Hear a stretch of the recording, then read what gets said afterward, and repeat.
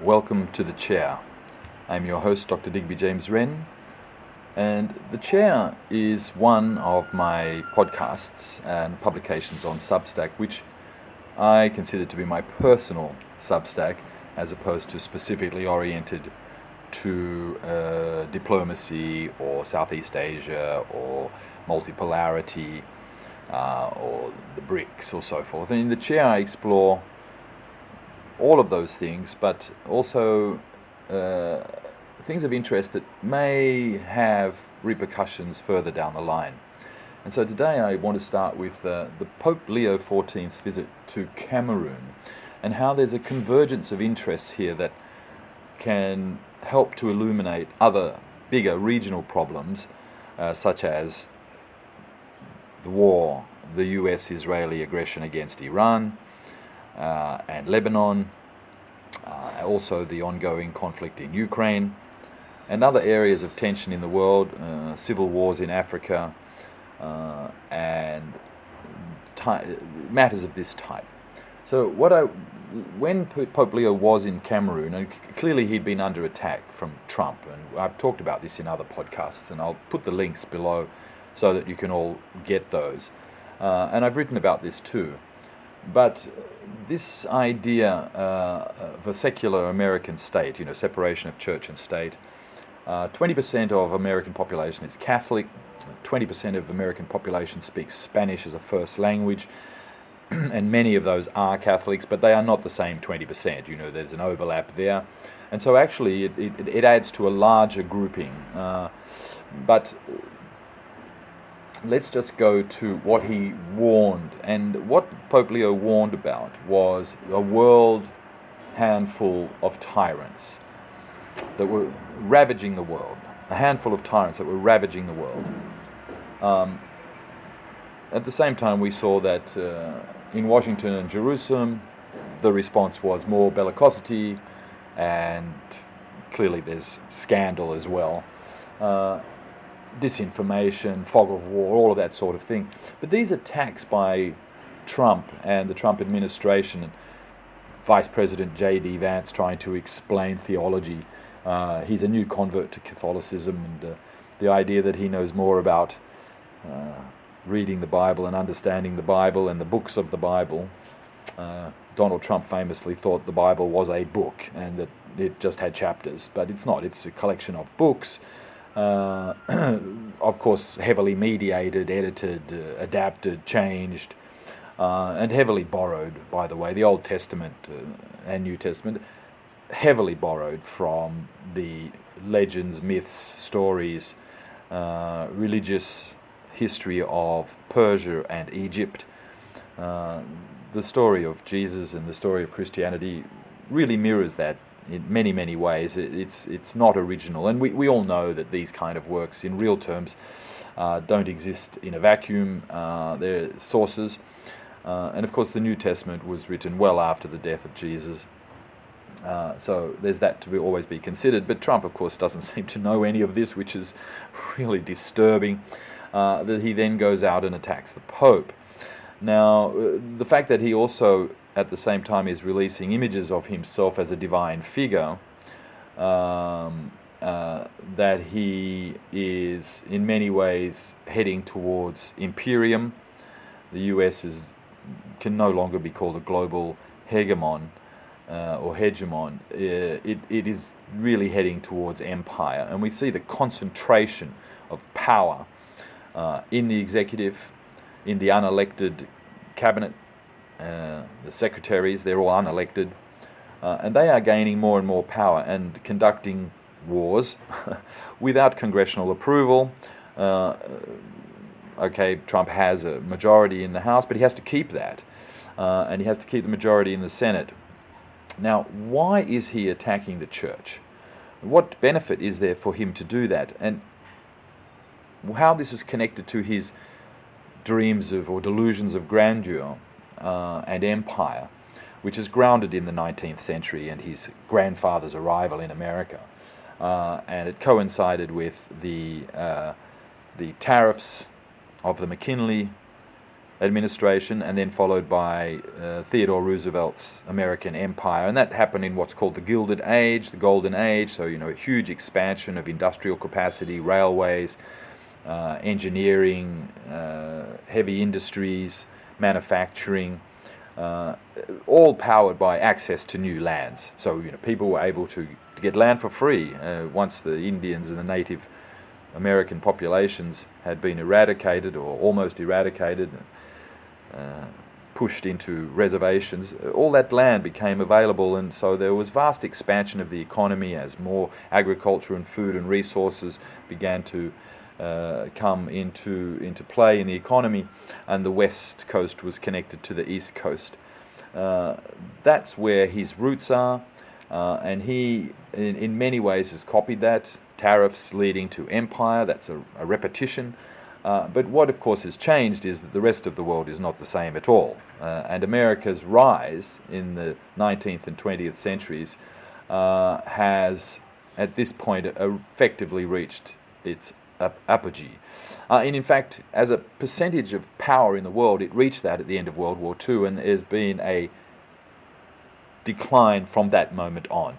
And that specifically in respect to the proportion or the relative proportion of the global economy that America really essentially controls. The extension of its power has been the Bretton Woods system and the reserve currency of the dollar, and that began to unravel during Nixon's time when he depegged from gold. Now, we can see that is starting to come back. All right. Now, Trump is repeating what happened in the French Revolution. In the Trump Revolution, it's the same idea. The church, out of Rome, global moral authority, a product of Western civilization, extension of Roman Empire, all of that idea came to Trump from, as I said, from American Empire. And he thinks that he's going to redo that, you see. And it seems to me that after what happened in the French Revolution was that, of course, the many churches were shut down, priests were defrocked, convents were closed, monasteries were closed, churches were closed, and the calendar was changed, all that sort of thing, to be more secular. But Napoleon reintroduced Catholicism as the state religion in real terms, not directly the state religion, but allowed it to function as it had previously, but somewhat with less power and less property and less wealth. And schooling became public and taken out of the churches and so forth. Now, Henry VIII did the same thing. And I think what we're going to find is the Reformation, of course, advanced that sort of thing too. And one has to remember the Reformation was basically about taxes, paying taxes to the church. And the fact that the church controlled education and the distribution of knowledge. So that's why Gutenberg was so important, although printing had been invented much, much earlier in China. So it wasn't a new thing, really. It was only new for Europe. But essentially that was related to taxes. And what I think we can see here is that Trump is trying to localize religion. I think he is, in real terms, going to try and make a break. This is the potential, or the potentiality, of his moves. And one has to imagine that, like many of his things, this is in a much longer-term societal restructuring of America. And this is what American Compass, please check that up and have a look at that. And J.D. Vance and Marco Rubio are key leaders in that group, American Compass. They want to reconfigure American society, and reconfiguring the church and the state in America could be part of that. And the models that I've just suggested are the French Revolution and Napoleon and the Henry VIII as well. And it appears that this may be what he's trying to do, besides the fact of elevating himself to a divine demigod status, godly status, for his MAGA followers, for the really blind. But they're going to buy into this, right? And all the symbols in those images that he released, F-35s, the Statue of Liberty, fireworks, the flag, people in hats that say, I don't know what they say, but probably MAGA or something. It's hard to read them. But also, women in hats, military hats. So there is definitely, although he's healing the sick, and one has to imagine that the sick that he's healing are the countries that are not American, or not controlled by America, or influenced by America. And it definitely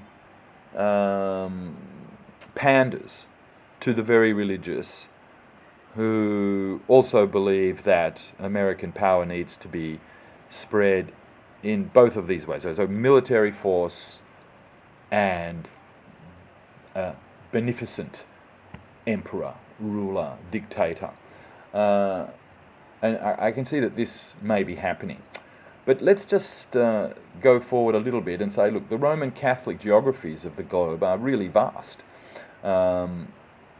I think a key one has always been Spain.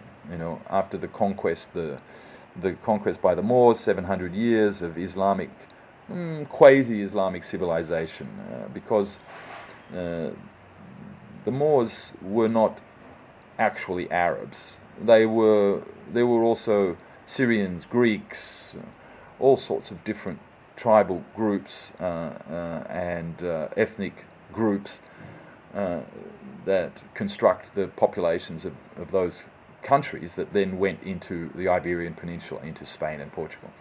So Madrid and Pedro Sanchez is a good example of that, and he immediately called for the arrest of Benjamin Netanyahu, who has been making problems about the Holy Sepulchre in Jerusalem, not allowing the bishop to attend the Easter services, for example.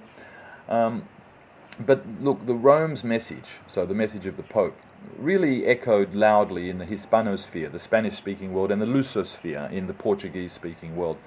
And there is a kind of an echo here also in the division of the world by those two Catholic nations way back when.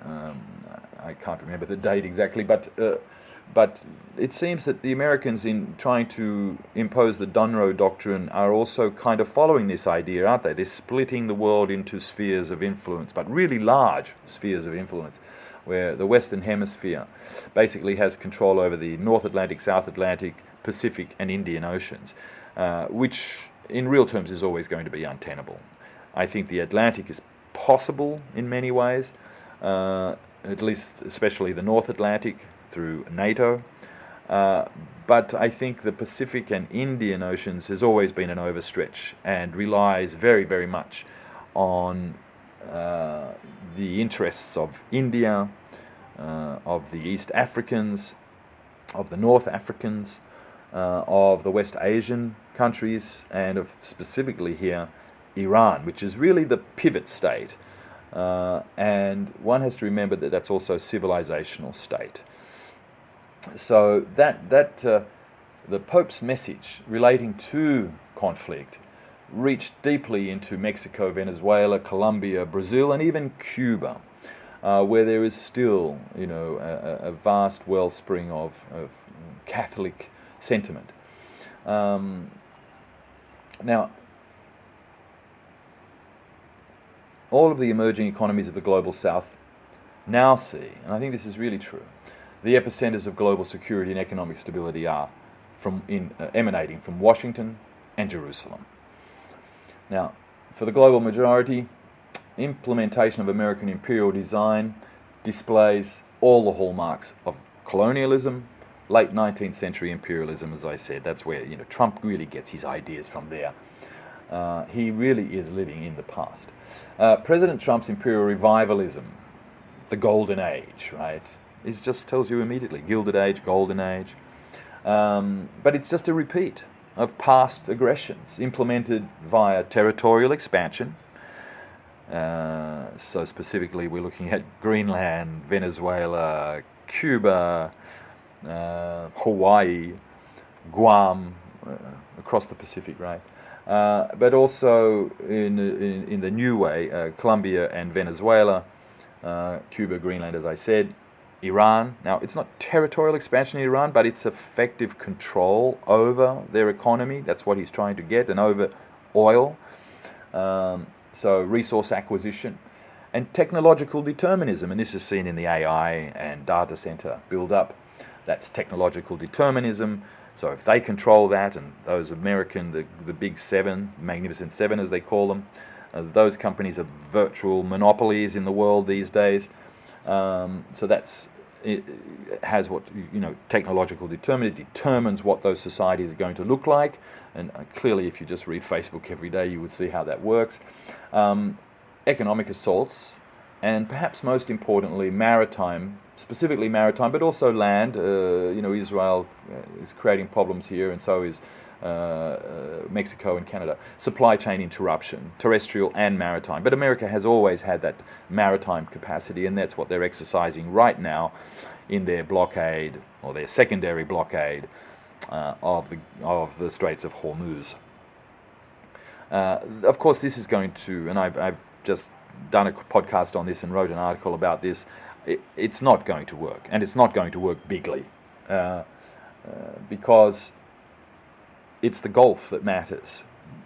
If you can't go through the strait, out of the Gulf, through the strait, then the secondary blockade doesn't matter too much. And are the Americans really going to sanction themselves to death, drive oil prices up, weaken Europe even more, weaken all their allies even more, force their allies to find other sources around the world, middle power diplomacy, liberal middle power diplomacy, setting up a new kind of transmission belt that is sort of below the American imperium desire, as a sort of a secondary belt, if you like, but which fundamentally supports the American hegemony, but liberal democracy hegemony, that kind of idea. But at the same time,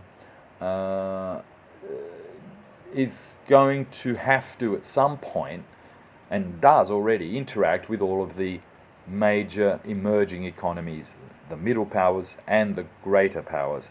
So China, Russia, India, Brazil, Saudi Arabia. Iran is a middle power. One must not forget that Iran is a middle power.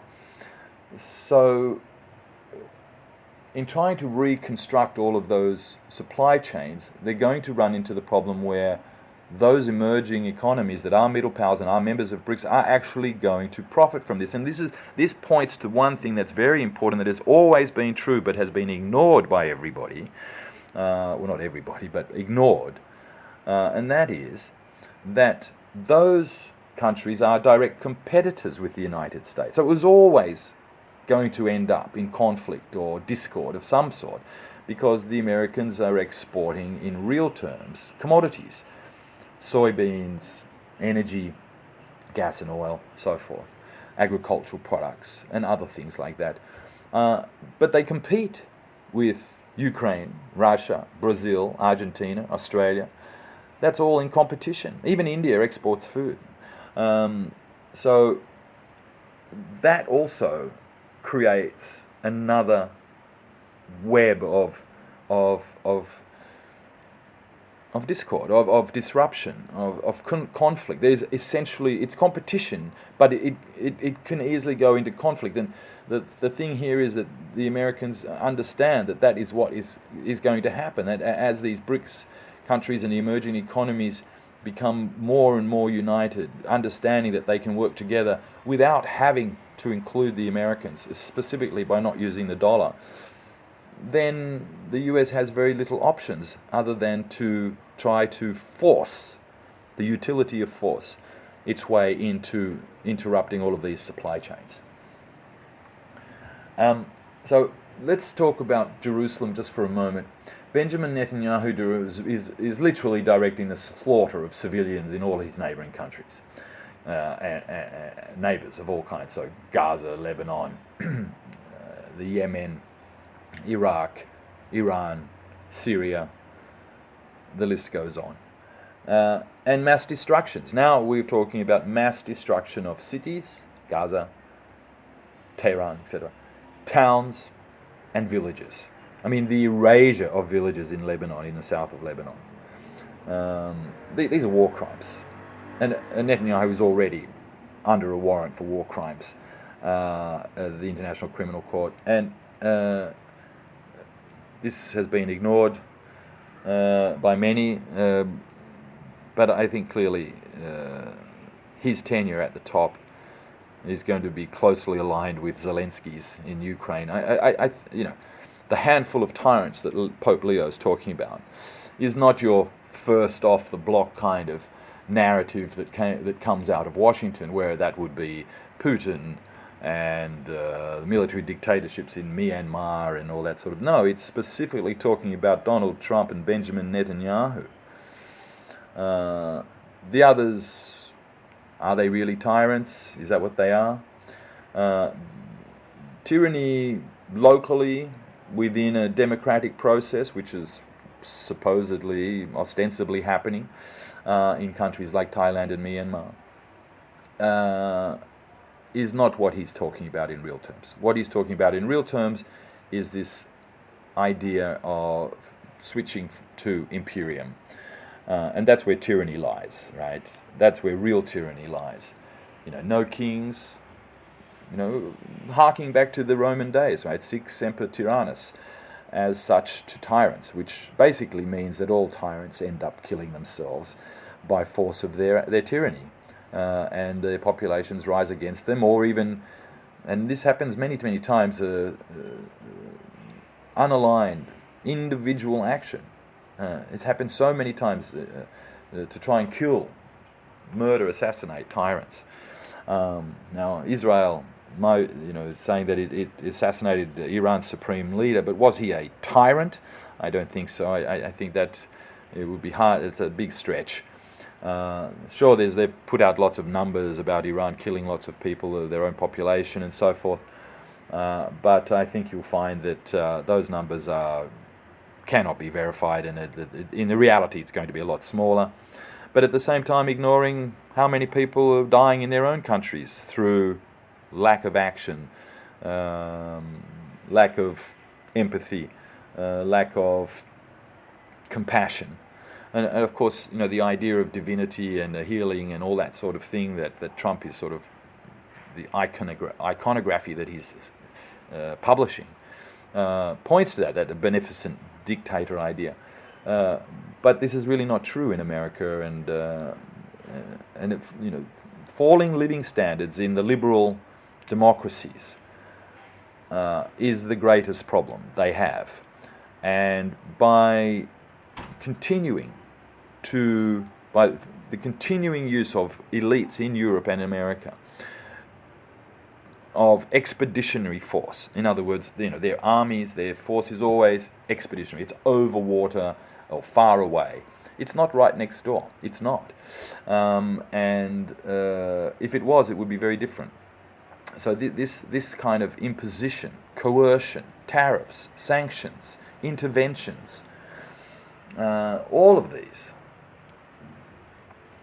are related to ambitions, long-stated ambitions for a greater Israel, an expansionist Israel, and an American imperium, which the turn from empire per se into the idea of absolute control by one group, one man, or one family, or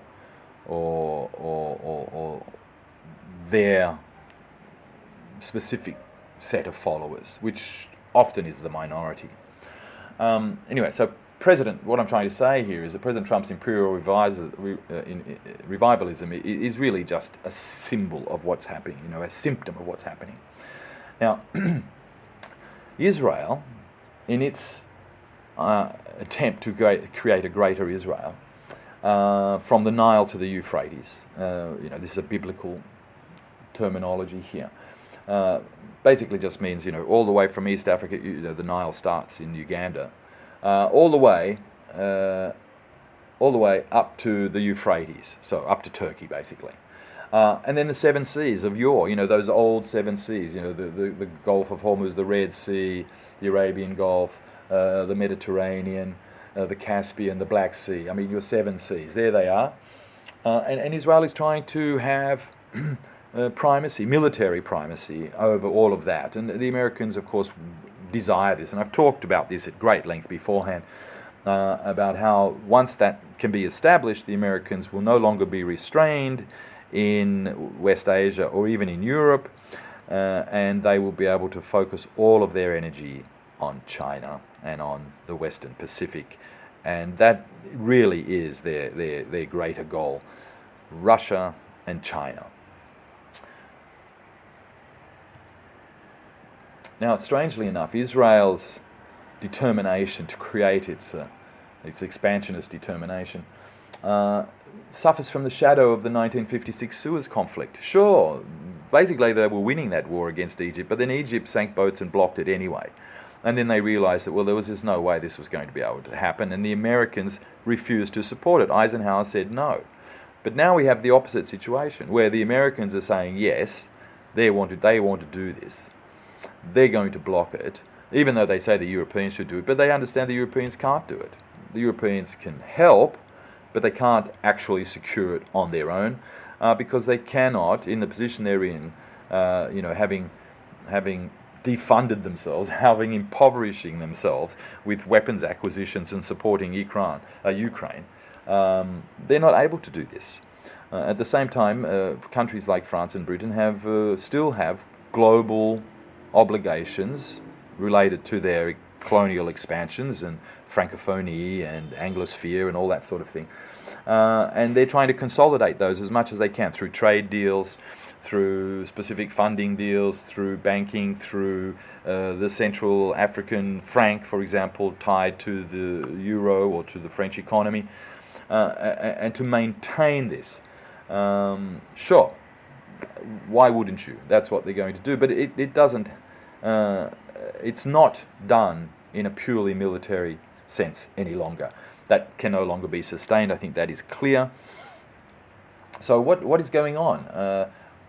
The US allies in Europe and Japan, South Korea, Australia, Canada, they remain focused, France for example, remain focused on maritime shipping of energy and commodities and goods, and bolstering their structurally threatened economies, because it's a structural problem in their economies now.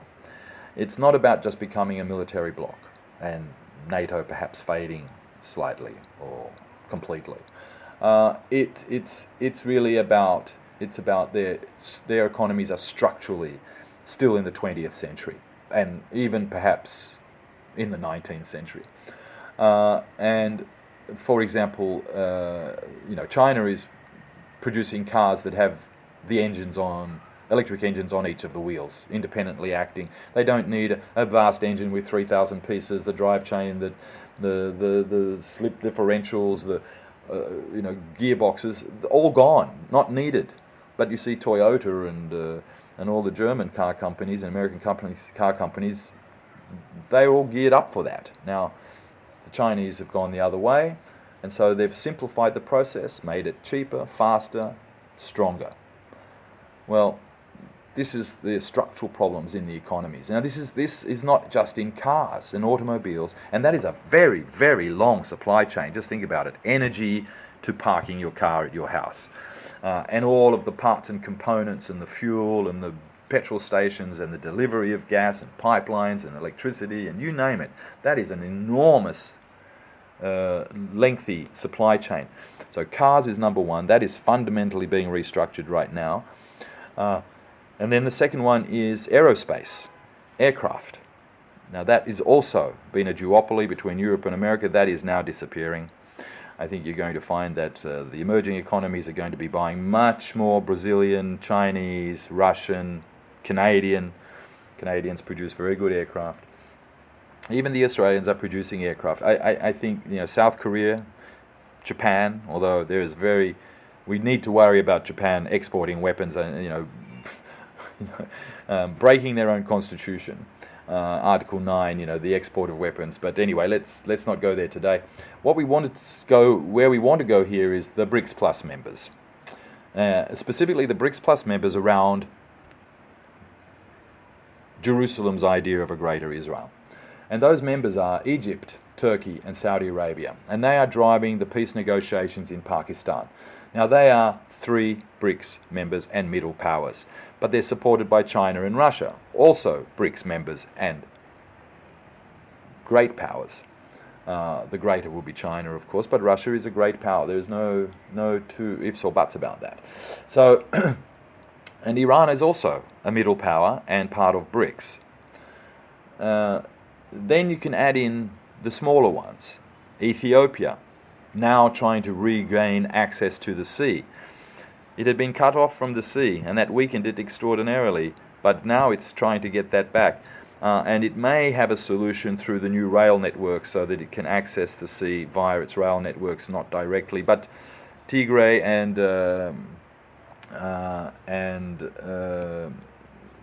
I'm sorry, I've forgotten not Biafra, that's in Nigeria. Access to the sea was cut. And can they get that back? They're going to need it. It's a big economy. Ethiopia is a civilization. It's very old. It's got a large population. They're well organized, well educated. They're Christians. So the same sort of idea is going on here. So Ethiopia is going to support this. Then you've got the United Arab Emirates as well, and Turkey, of course, I think is really turning out to be a real key player here. So all of them together,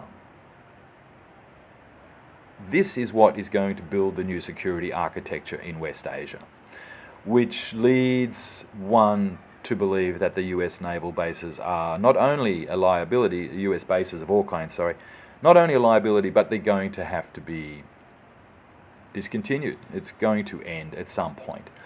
And I think this is almost inevitable.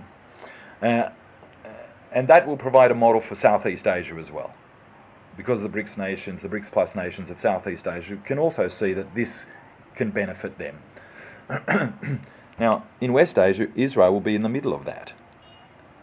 Tiny little Israel, with its tiny little population, will be surrounded by middle power BRICS countries and supported by greater powers, and all of the other BRICS countries that are not in the region also supporting in terms of trade and commerce and so forth. Those economies, if they can organize this security architecture, there will be a boom in their economies. If they trade out of the dollar, that will also help them. And it will provide a boom for all of their economies. And one has to imagine that the Europeans, even though they are middle powers, but they're liberal middle powers, they're going to stick with Canada and Australia for the time being, but they're going to have to reconsider at some point. I think the tipping point is very close. At this point, I think we're in the medium term. At 3 to 5 years, something's going to happen. But this new security architecture and the release of central bank digital currencies is going to make this all faster. And the actions of Jerusalem and Washington are just hastening this.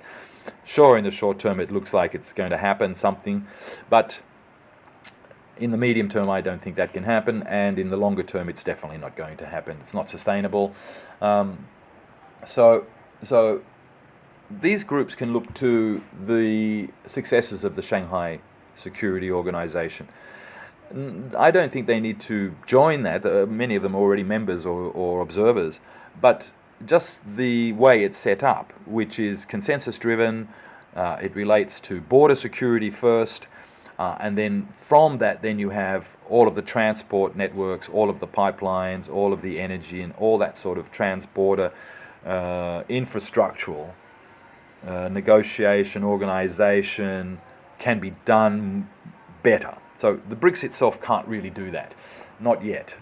It can set up a conceptual way for that to happen, but the SCO actually does it, and it's been very successful for Central Asia. So I think West Asia can also see setting up something very similar that then extends across 3 continents. You know, it's Eurasia, it's West Asia, it's Europe, and it's Africa. So it's ideally placed. Israel can be still part of that. There's no reason that Israel has to do this, what it's trying to achieve militarily for the greater Israel. This is only going to create problems down the road for them. and animosity, can last for a very long time. So, as we know, these BRICS communities, and we can see that Spain, for example, and Italy are starting to look. Well, yes, maybe we made a mistake here. Maybe we should go back to looking at this. And I think that's what is going to happen. And even for the North African states, Algeria, Morocco, Tunisia, Libya, they also have this potential to go inside these frameworks. They have cultural, religious histories shared. I mean, they're different peoples. Speaking Arabic does not make you an Arab, but they are very different groups. But they share they view the potential of doing this, and I think they have the capacity to do it. And the sooner they do it, the faster they do it, the better. And the African Union also can help to develop that.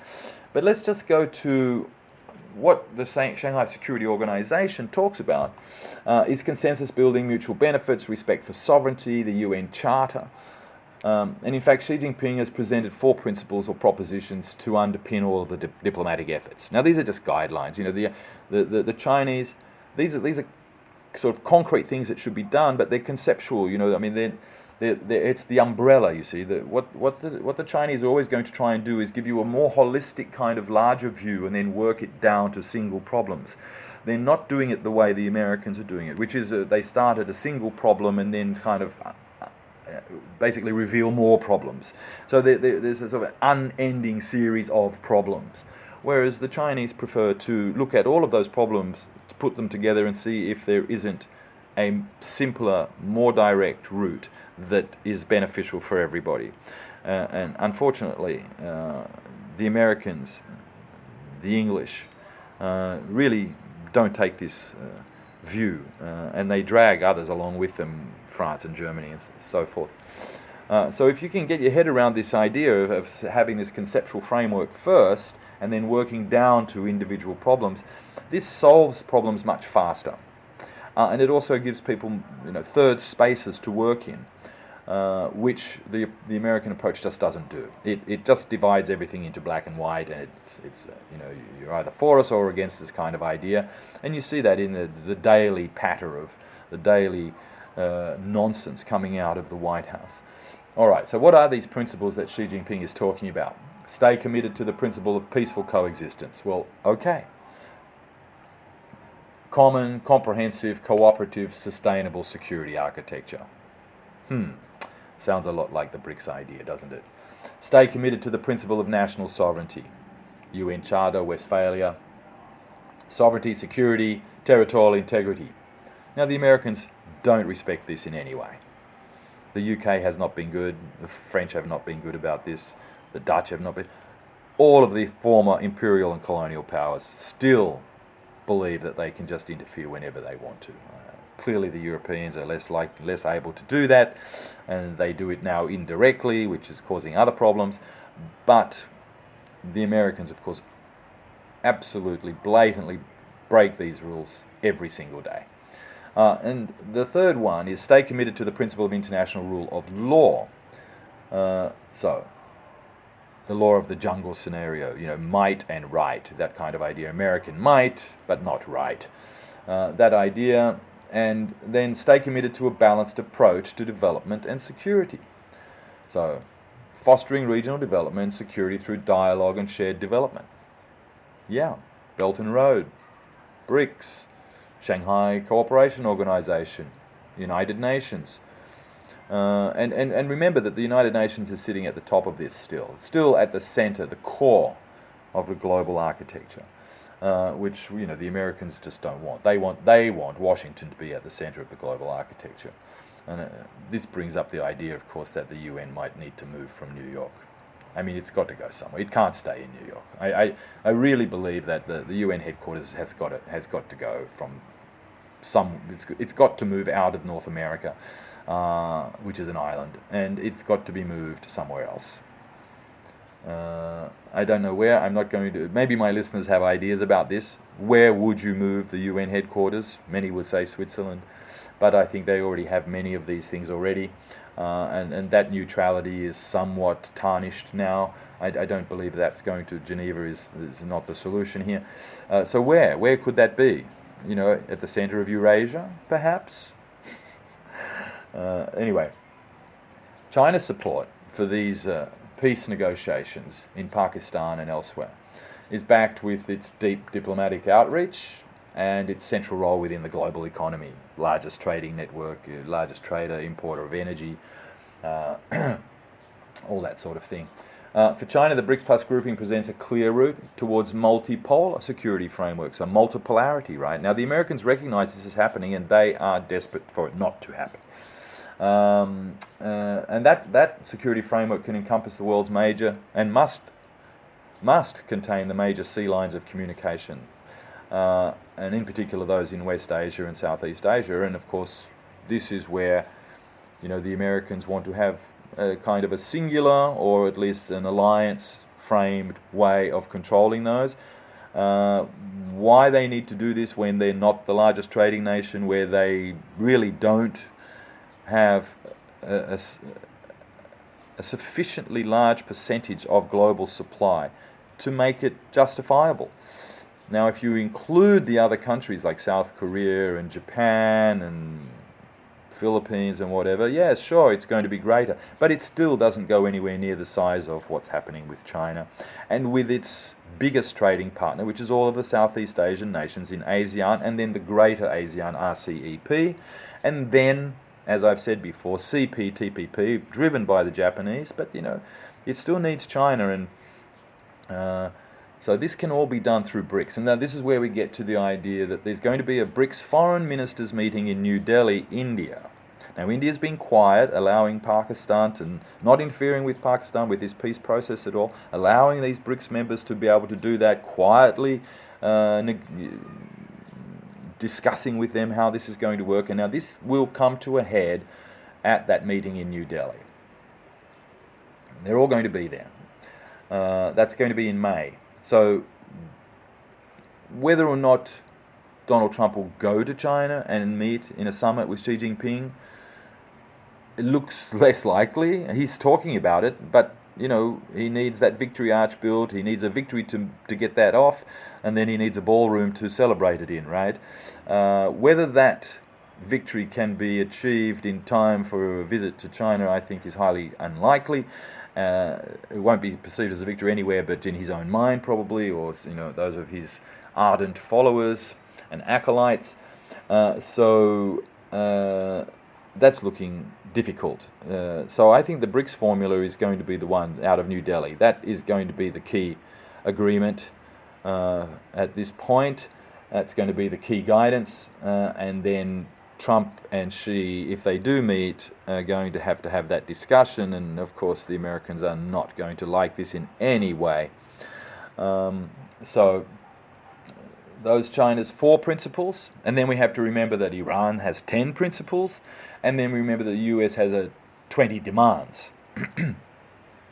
So altogether, those must all be balanced. They must all be considered by the gatherings, the BRICS gatherings, and in Pakistan and everywhere else. But it's going to be the key. Those are the key documents, and then of course all of the data on supply chains and economies, energy imports, that sort of thing. That is also going to play into all of this. And the big winners are the BRICS countries. So it's in their interest to set up this security architecture. And how the Americans and the liberal middle power belt can interface with that is not yet clear. But I do believe that Canada, Australia, Japan, and some of the Europeans are edging towards that. They understand that the Americans are going to eventually going to have to just stick with their Donroe doctrine. So that can bring us back to what happened in Cameroon, where the Anglophone region is encompassing the northwest and southwest regions in a battle between the French-controlled government and the English north, the English-speaking north of the country. The English-speaking north wants to secede from Cameroon. And then at the same time, we have vast resources available in Cameroon, specifically rare earths and critical minerals. So you see that there's this kind of convergence of interest in all of this.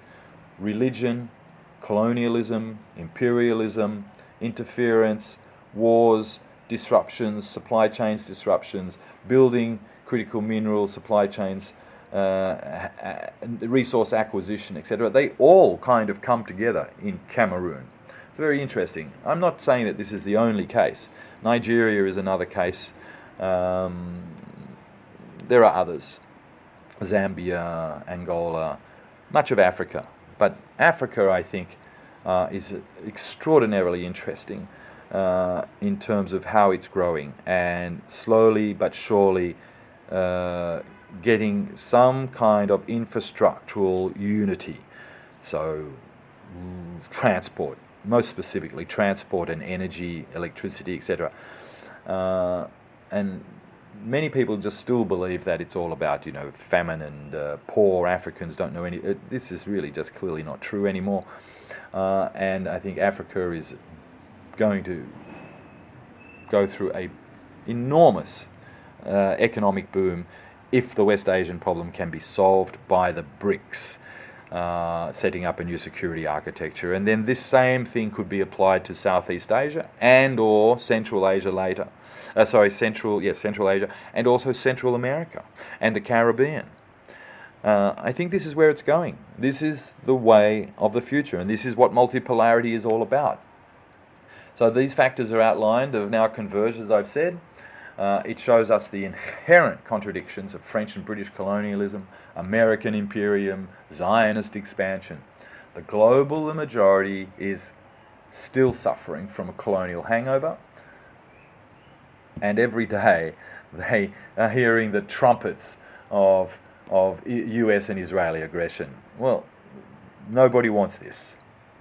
And I think that this is, in the final analysis, Washington and Jerusalem are in a desperate attempt to arrest this transition to multipolarity, the rise of the emerging economies, and they want to arrest Western decline.